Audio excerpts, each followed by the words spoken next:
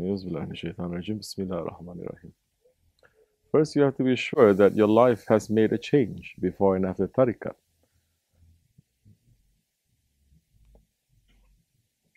Why are you going to enter into Tarikat? Why are you going to take bayat if you're not going to change your life? Especially this Tarikat, Tarikat al-Aliyah. This Jamaat, the Osmanlı, Naksibendi, is not a game. You want to play games, you're not going to feel comfortable after a while. You enter into the Tarikat to turn your whole life around. It's not to continue your life. This is not Pakistani Tarikat or Indian Tarikat or Chinese or whatever. That you take a Shaykh because you have someone to pray for you. Better. So you're using him as a what? Courier service? Huh? Because his, how you say, postal service is much quicker to Allah other than you. So entering into Tarikat, then using the Shaykh, and your life doesn't change. Doesn't. So many people don't want their lives to change. Especially these rich people. Let me say. Rich people. They don't want their lives to change. When they enter to Tarikat and everything, it's, okay, don't tell me what to do in my life, okay? Just pray for me, Yani, and everything will be okay. Not this Tarikat. Not the way of the Prophet, alayhi salatu wasalam. So you don't see too many rich people around here. Doesn't matter, we're rich or poor, young or old, black or white. Your life has to change. What is it that you want to change? That thing, you ask yourself, what is it that I want to change?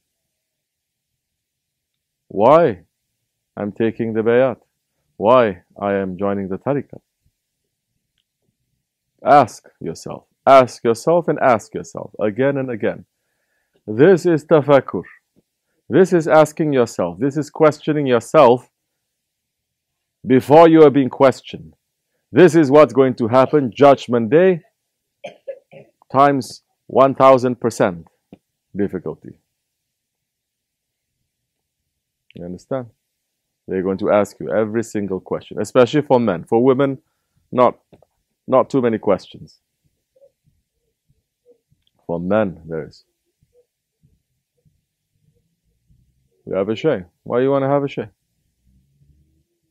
Because I want blessings. No. Then your level is very low. I want my prayers to be answered. Then your level is still very low. Because this is the Tarikat of the Sahabis. I'm not saying this. Imam Rabbani is saying this. They changed their whole lives. And their lives, judging by worldly standards, their life did not get better after they gave the Shahadat. Did their lives get better? Did they live in palaces? Did everything work for them? Nice job, nice house, nice children, everything was nice? No, it didn't. Correct or not? It got worse. More oppression, more persecution, more sacrifice, more.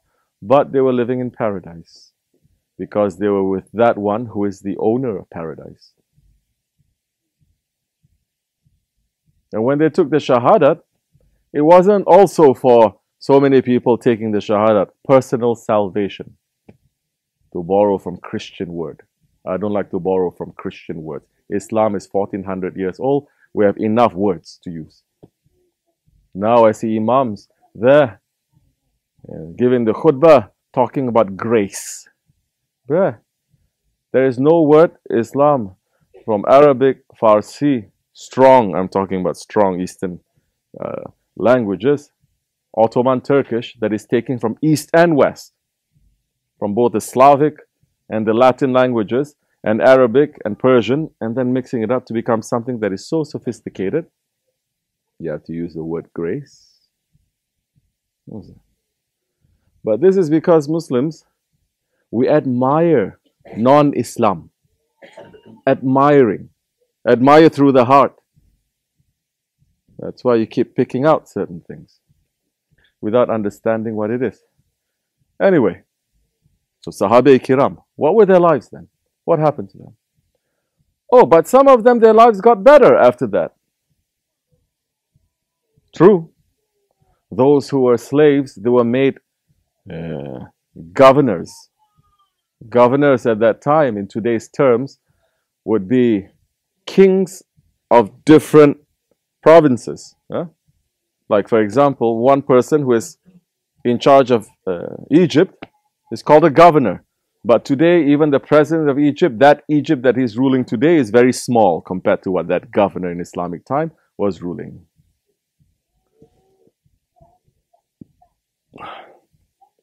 Yet, the most high-level ones, and majority of them, even when the whole world was open to them, they prefer the prophetic lifestyle. Simple. Yeah. Hazrati Bilal, he married into royal family. So what is it that they discovered with the Holy Prophet ﷺ? That the world became tasteless to them. Yet that, yes, they can wear, but it's not in their heart. As Hazrati Abdulkerim Geilani Qadasal Sir, one jubba that he's wearing is worth palaces. Worth palaces. It was so expensive. But he was a fakir. What is it that they found? They found what they were looking for. What were they looking for? Riches? No. What were they looking for? They were looking for Allah, and they found it through the Holy Prophet ﷺ. They cannot admire anything else. What does it mean? You have found Allah. What does it mean to find Allah? Allah is an idol and you find Him? Okay, you found Him according to your own understanding of finding. Then what? Then what? Oh, then I enjoy my life. Then life goes on. No, you didn't find Allah. You did not find Allah. You're looking for the Holy Prophet ﷺ. You found him, and then what? Look, you don't have to look too far. Look at the Sahabe-i-Kiram. They found. Look at Hazrat Abu Bakr Siddiq. He found the Holy Prophet ﷺ. Then what did he do? That is the peer of our Tarikat. What did he do? His journey began. And what is that journey? That journey is every day he's suffering. And when they beat him up so severely, when he gained consciousness, he says, how is the Prophet? That journey is understanding whom the Prophet loved. And who did the Prophet love? This is a sticking point also. He's loving his family. Of course, everyone loves the family, but was he ever putting his family, other than a few hadiths that he's saying, this is my family, is he putting his family always above everything else? No. Who does he put above? The ummah. But who among the ummah he puts on top? Always. The women, the poor, the orphans. Those one. And when we talk about women, is not today's understanding of women's rights. You understand? He's talking about those women that they have no one to protect them, no one to support them, no one to help them. And there are women like that today. He's looking to the ones who are yatim, the ones who are mazlum. They understood. So what did they understand when they found the Prophet? They understood what he was living for. It's not what they were living for. It's not what they want when they are looking for salvation. It's not about them anymore. They found the beloved. Now it's about that beloved. What is it that you want? Help the sick. Help the poor. Everything for them. Everything for them. Ya Abu Bakr, you didn't leave anything for yourself. It's just Allah and His Prophet. I left to my wife and to my children. Meaning what? When you give everything, especially in the Siddiqui way, Siddiqul Akbar way, when you give everything, and it's not just material, it doesn't mean material, it means your heart. Whatever you attach to. You give, what do you get? What do you inherit? Allah and His Prophet. Alayhi wassalam.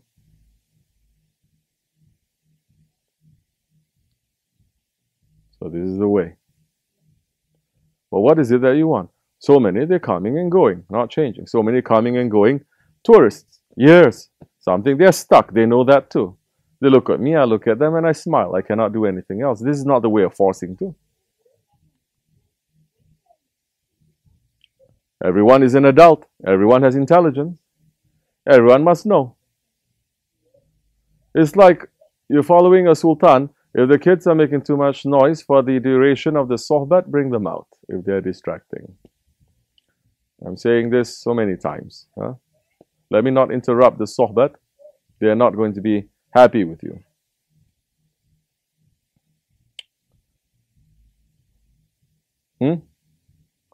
Yeah. So this is the way. What are you looking for then? You want your lives to continue as it is but become better. That's what people say because there's no faith. This is no faith kind of talk. They did a documentary about Hajj. They're asking this rich man from Malaysia how he changed your life. He said, I think I become a better one. I become better father, better husband, better businessman, better this, better that. Subhanallah. Then your Hajj is like a donkey who circled around 7 times the Kaaba and you came back as a donkey. That means you didn't even take one step to the Hajj, to the house of Allah. You didn't take one step. Because to make that Hajj, to understand, to take that one step is to say, everything else is confusion except for Allah. As He Himself says in the Quran Al-Karim, to know that your wives and your children and your wealth is nothing but confusion to you. This is for people who are looking for Iman, real faith, real closeness to Allah. So people entering in Tarikat, either they're stuck, they want to continue their lives. And so many sheikhs, they don't even dare to tell their murids, yes or no, right or wrong, move like this or like this. Because they're scared. Number one, because they're getting something in their hands. You understand? They're getting something in their hands. So they cannot say, especially these rich kind of murids. But Allah subhanahu wa ta'ala is saying, follow those who ask you no fee. I just had a visitor today from Algeria. He's saying, please, can you bless this water? I said, no, of course. Was it for? She says, nothing, just as a blessing. She says, every time I go to such places, I'm asking, but where do I put my money? Or how much is it? I was shocked. He says, this is the common practice. It's common not only in North Africa, it's common everywhere, especially in the Indian subcontinent. Then you become like those Jews then. You become like the Christians, exactly. Your religion is traded for dollars. Because you have people coming to you and they believe you, they love you. And they want to give everything to you also. But those ones, are they real? Are they trained? Do they have permission? And not so many, even if they're real or they're trained or they have permission, they have the power to change people's lives. They don't. So they just collect. When the Shaykh comes in town, filled up everywhere. Thousands. Shaykh goes, everyone go back to their own normal dunya life. Once the Shaykh comes, again, everyone, we're strong. The Shaykh leaves, like this. This is Tarikat. This is Islam. These ones also, they're very smart, these so-called Sheikhs. They say, I don't want to waste my time with them so much. They don't listen anyway. Look at our murids. Who is going to listen? But those who listen and say, I want to change my life, very few. The very few. And Allah praises the very few in the Quran Al-Karim. So we're not looking to see this. You may find the sohbats getting harder and harder these days. People are going to get very upset with me. It's okay. I have to speak what my Shaykh is teaching me. My Shaykh didn't pass 500 years. So there's still in living memory people who have seen him to tell me to my face whether this is something that Shaykh Abdulkerim brought or he didn't bring. And let me tell you what he brought. Maybe, no kidding, 75% of you will find it too hot, too heavy to carry. But, like I said, what is this? The Sahaba Kiram. You think it's easy to carry that? That what makes the Sahaba Kiram the most honored one after the Prophets. The most honored one. No saint, no matter how high he is, can even come close to the lowest level Sahabi in their maqam. Let's not talk quibble and no. You understand? So,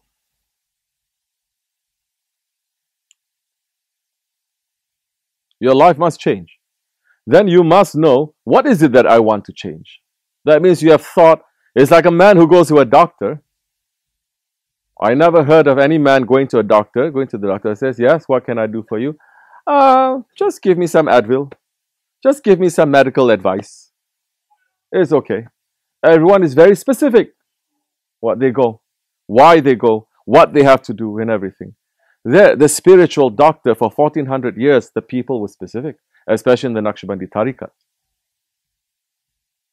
In the Tarikat that trains the sultans and the pashas and the viziers, it is even more. Because you have to learn how to rule now. First, you have to learn how to rule this kingdom. People are not even realizing, what? I have a kingdom? I have an ego? Really? I have an ego? I'm not so bad person, you know. I pray. I don't want to kill no one. Oh, then you're completely sleeping. Sleep. What am I going to do then? So many Muslims, when we speak about the ego and shaitan and dunya and all these enemies, they're sitting down and it's not that bad. Talk to me as if I'm shaitan. I'm not shaitan. Oh, then you're not ready. Yes, now people that are coming, they're eager to take bayat. I said, of course, our Shaykh's mercy extends to everyone. I'm watching them. They're making misstep here. I'm saying, watch out. They don't listen. They're making another misstep there. I says, watch out. Before you know it, they make another misstep and they start questioning. Questioning this way. Questioning what is happening. And I said, do a favor to yourself. You are not ready for this way. Go get yourself ready. If you want, come back. Otherwise, go. Go. I had an open warning from Shaykh Efendi. It says, no need to collect too many people. Just few people around you. Keep them and train them well. And that's what I'm planning to do. But is this for 7 years? Was I in a mission to collect people, or do I always say, I wish there were fewer people. I wish there were, every time I come to Passaic, I'm saying I wish there were fewer people, because the sohbat then, it is completely different. So, now, what are you looking for? If you're looking for that to change your life, to come closer, but knowing that your life, like the Sahaba Kiram, they came from Jahiliyyah.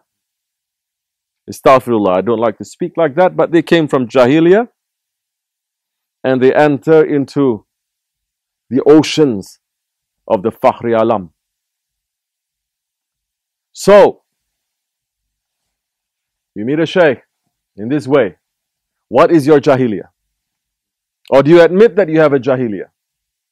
Do you admit that you are burying daughters in the hot sand? Do you admit that you are killing? Do you admit that you are in complete ghaflat to your Lord and to His orders? Do you know that? You know that. Did you want to change? Yes, I want to change. Did you change? Yes, I changed. Changing for 1 year and then for the rest of the years, I don't feel like changing. That's not change. There's a name for that. In the Prophet ﷺ's time, the ones who left the teachings, but they still stick around, what are they called? You haven't changed. You haven't made one step now. So what is it that you want? Brett, I'm looking at people and I said, this one should already be, this one should already be a graduate, but he's still stuck in middle school. Years, should already be a graduate. This one, oh, he should be postgraduate. This one, I should have sent him already to become a professor to teach other people. He's still stuck in high school. How am I going to say to you? If I'm going to say to you, you're going to get upset with me too. But you're not making changes. I don't blame so much if they're a little bit older. People are more set in their ways. But the younger ones, what are you doing?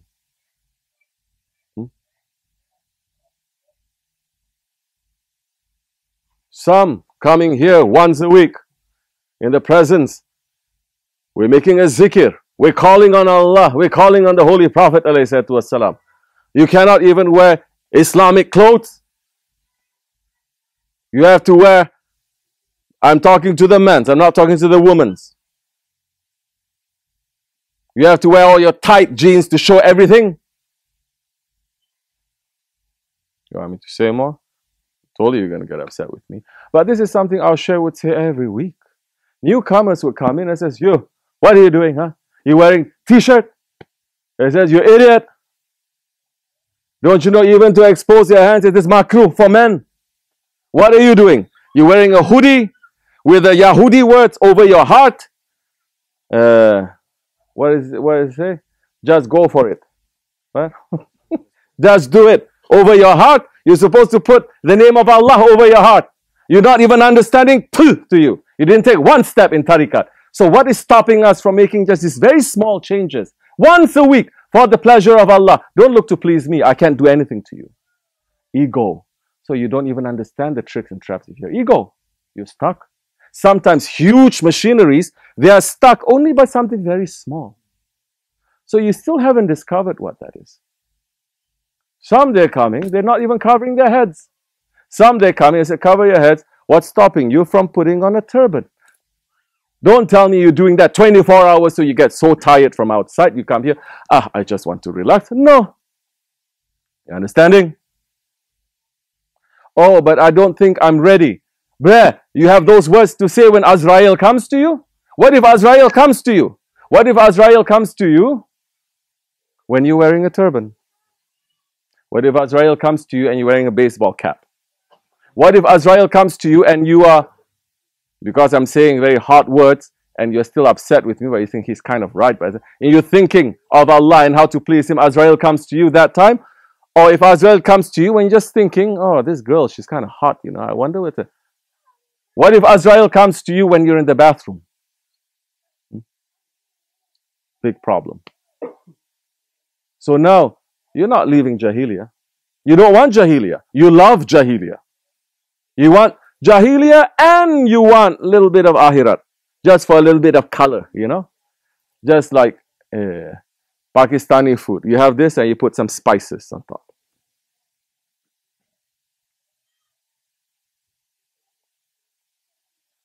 So that you don't know what you want. You still haven't come out from that. Then there's not much that you can do. I'm not saying you're a bad person, but I'm saying you should already be all the way there. And there is work for you when you are there for Allah and His Prophet. That time you're going to work for your faith. But you're still here because you still want to play. You still want to play. When are you going to wake up as a believer? We are sent here to play. Allah is saying in the Quran, we send mankind here to play.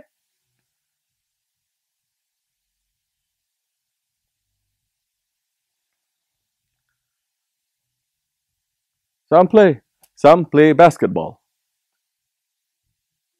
Some play cricket. Some play grasshopper. Some play cockroach. But nonsense kind.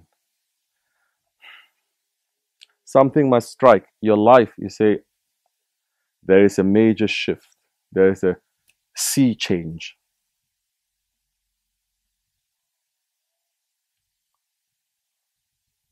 Now we are on the boat. We're in the ark. We cannot take our own boat and go around. We are in the ark. This is Ahir Zaman. We're in the ark. The ark of what? Of the Ahlul Bayt. We're in the ark of who? The safety of Nuh alayhi salam. Safety.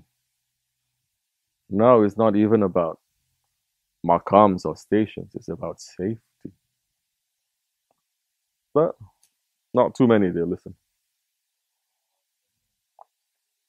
What can we do?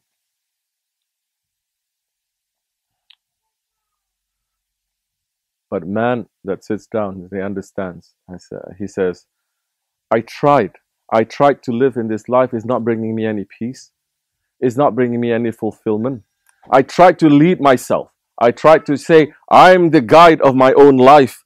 I know how to read and write, and I'm going to look, and I'm going to understand, I'm going to take, I'm going to filter by myself.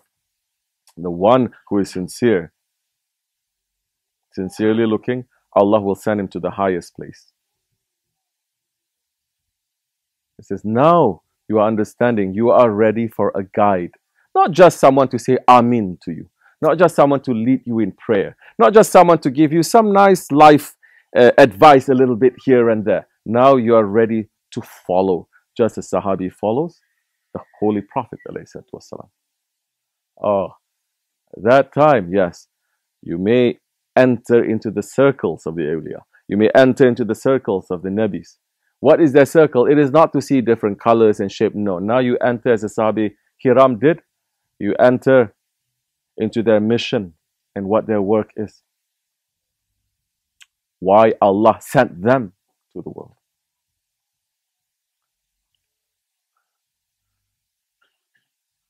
I'm not making this, so I didn't prepare this, I didn't think about this. I'm taking what my Shaykh is sending me, and this is, I'm not doing this because it's New Year. We have to make New Year resolution now to become better murids. This is a fake illusion and delusion calendar that not only Muslims are celebrating, murids are celebrating. Hasbunallah ni'mal wakil. So, how are we going to die before we die? You still love the life of the Jahiliyyah, you didn't die from that yet. Then you're not going to enter into a new life. If you don't change, and you don't change, and you don't change, when you fear from it, then you're still stuck in the animal level. And you will be judged according to that. So many men, humankind, that Allah subhanahu wa ta'ala has said, we have honored the children of Adam. We have created mankind to represent us. So many on the day of judgment in this nation, in these times, they're going to appear on judgment day in the shape of animals, not as humans. Living as animals, dying as animals. How you live, how you believe, is how you're going to live. How you live is how you're going to die. How you die is how you're going to get resurrected.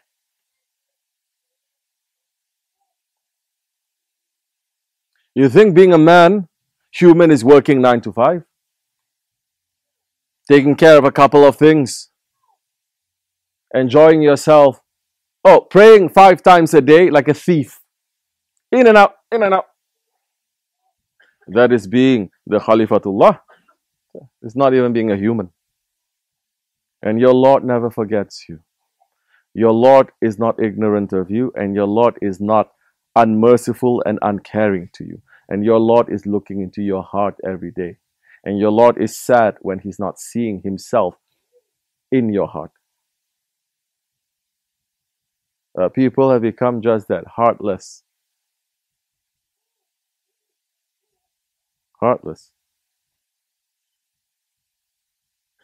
That's why I'm telling you, the Ottomans, when they give ilahis, when the way that they describe Allah, Jan Allah, Janam Allah.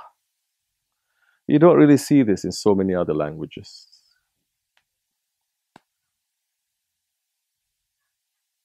the kind of tenderness that they would feel to Allah subhanahu wa ta'ala. That Allah is providing everything. Oh, where are we? Anyway, take this any way that you want. If you like it, if it's useful for you, take it. Put it in your life. You're not going to lose. If you don't like it, you say this man is talking nonsense, leave it. I'll take it. Say to yourself, he's just shouting like a crazy man for himself. It's okay. But I'm going to be questioned. You are going to be questioned, especially for the murids. And tonight, I did my work. I did my job. I am to be questioned for what I'm saying, and if I'm following what I'm saying by myself. And you are going to be questioned if you heard, and if you are following what you heard. If you're not murids, if it's useful, take it. But you're going to thank me one day. You're not going to find this kind of talk too much anywhere. May Allah forgive me and bless you. Wa min Allahu tawfiq al-Fatiha.